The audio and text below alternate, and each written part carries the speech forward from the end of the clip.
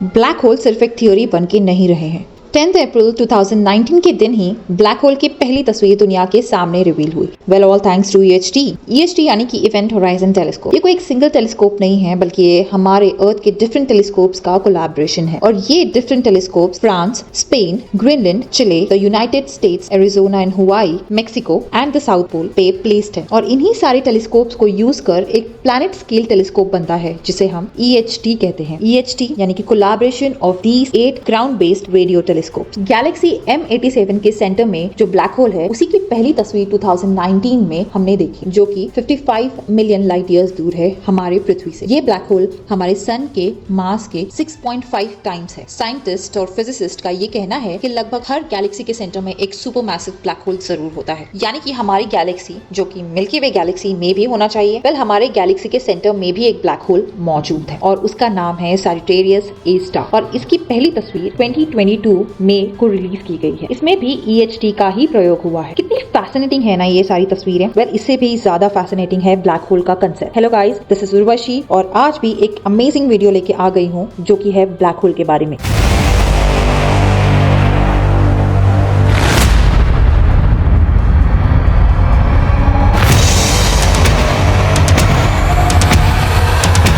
मेरी favourite movie है Interstellar, क्योंकि उस मूवी में मेरे सारे फेवरेट चीजों के बारे में बहुत ही प्यारे तरीके से डिपिक्ट किया गया है। आपने नहीं देखी है तो प्लीज जाइए और इस वीडियो को पूरा कंप्लीट होने के बाद ही देखिए, क्योंकि और अच्छे से आपको मूवी समझ में आएगी। ब्लैक होल एग्जिस्ट करते हैं, ये प्रूव करना बड़ा मुश्किल था, बट अब वो भी प्रूव हो चुका है। लेकिन ये ब्लैक होल फॉर्म कैसे होते हैं, तो देखते हैं एक ब्लैक होल का फॉर्मेशन। उसके लिए हमें एक स्टार के लाइफ साइकिल को समझना बहुत ही ज्यादा जरूरी है। एक स्टार जो होता है वो मेनली क्लाउड होता है ऑफ हाइड्रोजन गैस और बहुत सारे अदर एलिमेंट्स का, बट मोस्टली उन क्लाउड्स में हाइड्रोजन गैस ही होता है। अब होता यह है कि इनमें ज्यादातर हाइड्रोजन गैस होने की वजह से वहां पे जो हाइड्रोजन एटम्स होते हैं उनके बीच में ग्रेविटेशनल अट्रैक्शन होता है। ग्रेविटेशनल अट्रैक्शन जब स्ट्रॉन्ग होने लगता है तो जो हाइड्रोजन एटम्स होते हैं वो बहुत ही ज्यादा तेजी से और बहुत ही ज्यादा फ्रीक्वेंटली एक दूसरे से कोलाइड होने लगते हैं। अब वो कोलिजन जो होता है, वो कोलिजन के बाद जैसी होता है वो बाउंस बैक कर लेते हैं। तो सेम चीजें होती है, बट जो कोलिजन के टाइम पे हीट जो है वो रिलीज होती है, बहुत ही इमेंस हीट। तो वो हीट के चक्कर में क्या हो जाता है कि वो जो एटम्स होते हैं, हाइड्रोजन एटम्स, कोलाइड होके बाउंस बैक होने की जगह वो एक दूसरे में मर्ज होने लगते हैं। और जैसे ही वो मर्ज होना शुरू होते हैं, यानी कि दो हाइड्रोजन एटम्स जब मर्ज होते हैं तो एक दूसरा एलिमेंट बनाते हैं, वो है हीलियम, जो कि और ज्यादा हेवियर है और ज्यादा डेंसर है एज कम्पेयर टू हाइड्रोजन। अब ये जो प्रोसेस होता है ये ऐसे ही चलता रहता है, हाइड्रोजन से हीलियम, हीलियम से अदर एलिमेंट्स, जब तक कि वो कार्बन और ऑक्सीजन तक नहीं पहुंच जाते। अब हो सकता है आप कहेंगे कि ये ग्रेविटेशनल अट्रैक्शन की वजह से तो ये तो और ज्यादा कॉन्ट्रैक्ट होते जाएंगे। लेकिन क्या होता है जब दो हाइड्रोजन मिलकर एक हीलियम एटम बनाते हैं तो उस दौरान भी जो है वो हीट रिलीज होती है। अब ग्रेविटेशनल अट्रैक्शन जो है वो एटम्स को क्लोज लेने की कोशिश कर रही है, और जो वो हीट रिलीज होती है, जो प्रेशर बिल्डअप होता है दो फ्यूजन या फिर दो एटम्स के फ्यूजन के बाद, न्यूक्लियर फ्यूजन हम जिसे कहते हैं, उसके बाद जो हीट रिलीज होती है उससे वो जो हीट है वो पुश बैक करने लगती है, यानी कि ग्रेविटेशनल अट्रैक्शन उसको पुल करता है और ये जो हीट रिलीज होती है वो पुश करती है स्टार को।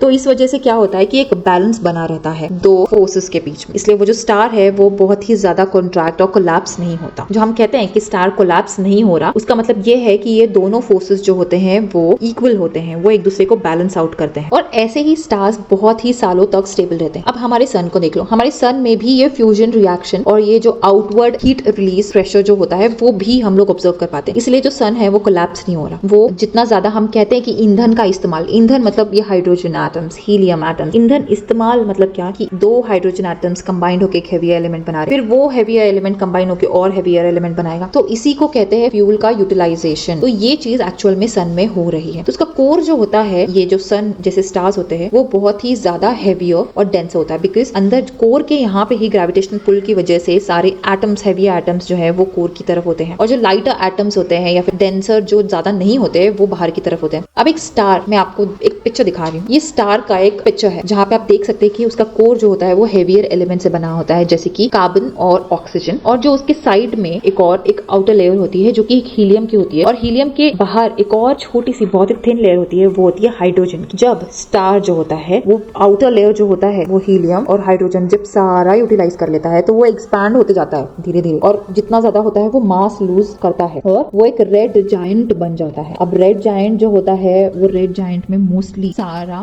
हेवियर एलिमेंट्स ही होता है, बहुत ही कम जो होता है वो दूसरे अदर एलिमेंट्स होते हैं। तो वो रेड जायंट से एक्सप्लोड होकर प्लैनेटरी नेबुला बन जाता है। अब प्लैनेटरी नेबुला में होता है कि प्लैनेटरी नेबुला, आप फोटो देख सकते हैं स्क्रीन पर, उसके सेंटर में अगर आप देखेंगे तो एक व्हाइट ड्वार्फ होता है। जनरली सारे प्लैनेटरी नेबुला के सेंटर में एक स्टार होता है जिसे हम व्हाइट ड्वार्फ कहते हैं। और मोस्टली इस यूनिवर्स में कहा जाता है कि 97% ऑफ स्टार्स जो होते हैं वो एंड अप हो जाते हैं व्हाइट ड्वार्फ में। यानी कि हमारा सन जो है वो भी एक व्हाइट ड्वार्फ बनेगा जब वो एक्सप्लोड होगा, मतलब प्लैनेटरी नेबुला में एक्सप्लोड होगा। तो अब प्लैनेटरी नेबुला एक्सप्लोड होकर व्हाइट ड्वार्फ बन गया। व्हाइट ड्वार्फ जो होता है वो और ज्यादा डेंसर होता है, क्योंकि जो रेड जायंट होता है वो अराउंड, जब बोलेंगे एक्सप्लोड होने से पहले, वो 8-16 मासेस की इक्वल होता है। बट जैसे ही वो एक्सप्लोड होता है प्लैनेटरी नेबुला में, मतलब बाकी दूसरे छोटे छोटे स्टार्स फॉर्म होते हैं, बट सेंटर में व्हाइट ड्वार्फ होता है। और वो व्हाइट ड्वार्फ जो होता है वो अराउंड 1.4 टाइम्स ऑफ सोलर मास होता है। अब ये जो 1.4 टाइम्स ऑफ सोलर मास है, ये एक लिमिट है जिसे चंद्रशेखर लिमिट कहते हैं। अब चंद्रशेखर जी ने ये एक मैथमेटिक्स के जरिए ये हमें एक लिमिट बताई थी कि इस लिमिट तक जो भी स्टार्स जो होते हैं, एंड रिजल्ट होता है आफ्टर एक्सप्लोजन, जो स्टार्स का मास होता है वो जनरली व्हाइट ड्वार्फ होते हैं। तो ये उनका एक्सप्लेनेशन था। अब व्हाइट ड्वार्फ तो बन गया। अब व्हाइट ड्वार्फ मतलब क्या कि ज्यादा हेवियर एलिमेंट्स, कार्बन, ऑक्सीजन, ठीक है, और भी ज्यादा हेवियर एलिमेंट्स हो सकते हैं आयरन और निकल में भी। तो व्हाइट ड्वार्फ में क्या होता है कि अब ये स्टार्स, आप बोलोगे कि ये बहुत ज्यादा डेंसर है, मतलब वो इतना डेंसर होता है कि उसको मैं कंपैरिजन के लिए बता दूं कि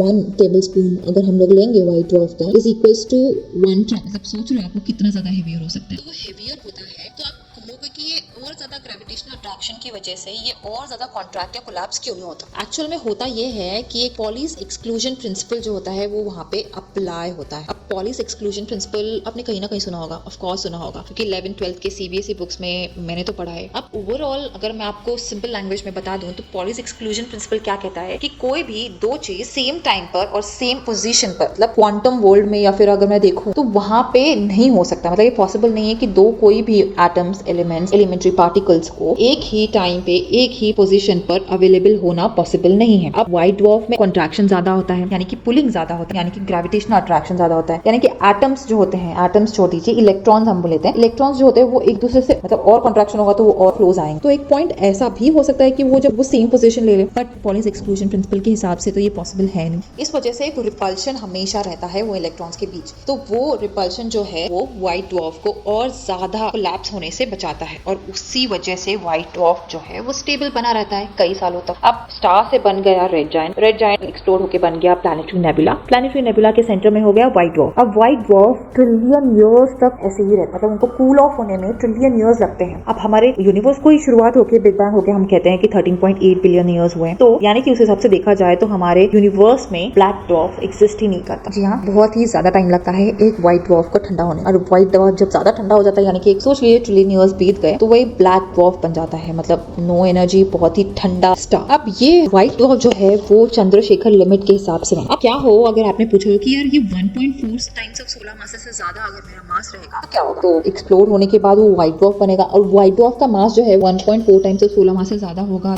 तो वहाँ पे दो पॉसिबिलिटीज होती हैं, वो एक होता है न्यूट्रॉन स्टार और दूसरा होता है ब्लैक होल। अब न्यूट्रॉन स्टार्स क्या होता है? न्यूट्रॉन स्टार्स जो होते हैं वो जनरली न्यूट्रॉन से बने होते हैं। यानी कि क्या होता है, जैसे हमने यहाँ पे देखा कि वो हाइड्रोजन से हीलियम, हीलियम से लिथियम, और ऐसे ऐसे करते करते कार्बन और ऑक्सीजन तक पहुंचते हैं। बट न्यूट्रॉन्स में ना हीलियम ना हाइड्रोजन ऐसा कुछ नहीं होता। यहाँ पे होता है प्रोटॉन्स और इलेक्ट्रॉन्स को मिला के जो न्यूट्रॉन फॉर्म होता है उसका ही ये कोर होता है, मतलब ये और ज्यादा डेंसर होता है as compare to white dwarf. यानी कि अगर कंपैरिजन वाइज बता दूं, व्हाइट ड्वार्फ 1 टेबलस्पून 1 ट्रक के बराबर होता है, और न्यूट्रॉन स्टार्स जो होते हैं वो 1 tablespoon equals to Mount Everest होता है, मतलब इतने ज्यादा डेंसर होते हैं। और वो ऑब्वियसली 1.4 टाइम्स से ज्यादा ही होते हैं, मतलब अराउंड 2 से 3 सोलर मासेस तक अगर न्यूट्रॉन स्टार्स भी एग्जिस्ट करते हैं। तो होता ये है कि व्हाइट ड्वार्फ जो होता है वो अपने ग्रेविटी को सह नहीं पाता, मतलब कोलैप्स होने लगता है, और वो एक सुपरनोवा एक्सप्लोजन हो जाता है वहाँ। और उस सुपरनोवा एक्सप्लोजन में क्या हो जाता है कि वहाँ पे चांसेस होते हैं दो चीजें फॉर्म होने के, ब्लैक होल या फिर न्यूट्रॉन स्टार। न्यूट्रॉन स्टार का मैंने लिमिट बता दिया कि यहाँ से यहाँ तक होता है, तो जनरली न्यूट्रॉन स्टार्स फॉर्म होते हैं, बट उससे ज्यादा, यानी कि जो लिमिट है उससे ज्यादा होता है तो एक ब्लैक होल फॉर्म होता है। अब न्यूट्रॉन स्टार की लिमिट है ये,